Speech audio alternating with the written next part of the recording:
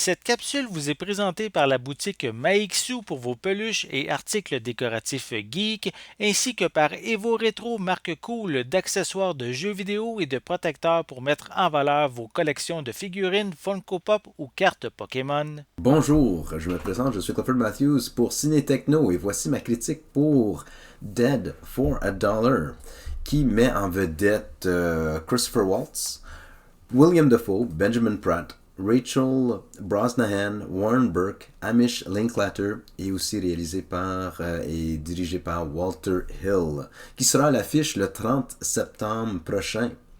Alors c'est un film western dans les années 1867 1867 et que Christopher Waltz il interprète le rôle d'un chasseur de tête surnommé Max.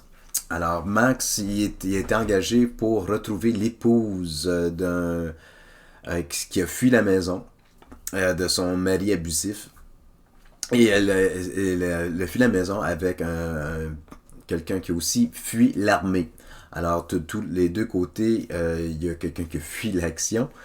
Et je dois dire que pour fuir l'action, je vais dire que ce film aussi manque d'action. Oui, c'est sûr qu'il y a quelques scènes avec fusillade, ainsi de suite, mais c'est juste pour s'y rendre à l'histoire. Même quand on arrive au dénouement de l'histoire, on ne ressent pas qu'un attachement au personnage auquel on s'en fiche un peu là, du déroulement du tout.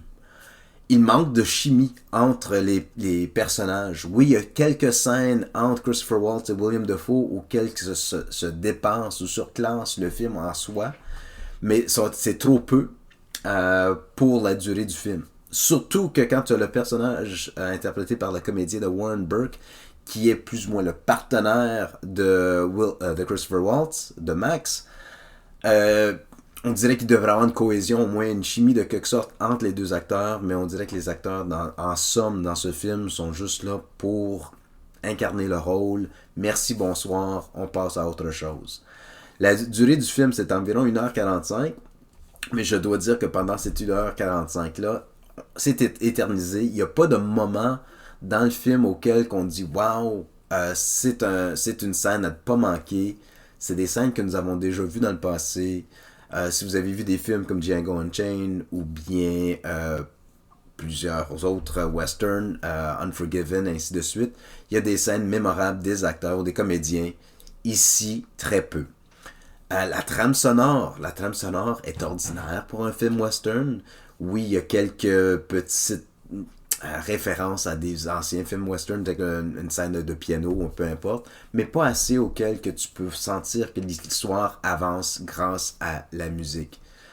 Pour moi, la musique, ça joue un gros rôle au cinéma, que ce soit de la musique classique, peu importe, mais la trame sonore est un acteur en soi, et que ici, dans ce cas-ci, on dirait qu'il y en a, ce n'est pas présent ou ce n'est pas démarqué le moindrement.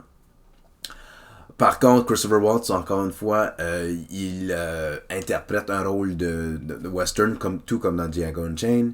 Mais encore une fois, on le compare un peu, veut pas, en le visionnant, on pense toujours que c'est le même personnage. Il interprète un peu le même type de personnage. Alors, c'est difficile de faire un lien autre que est-ce qu'il interprète le même rôle ou non. Il y a des petites nuances, mais pas encore une fois.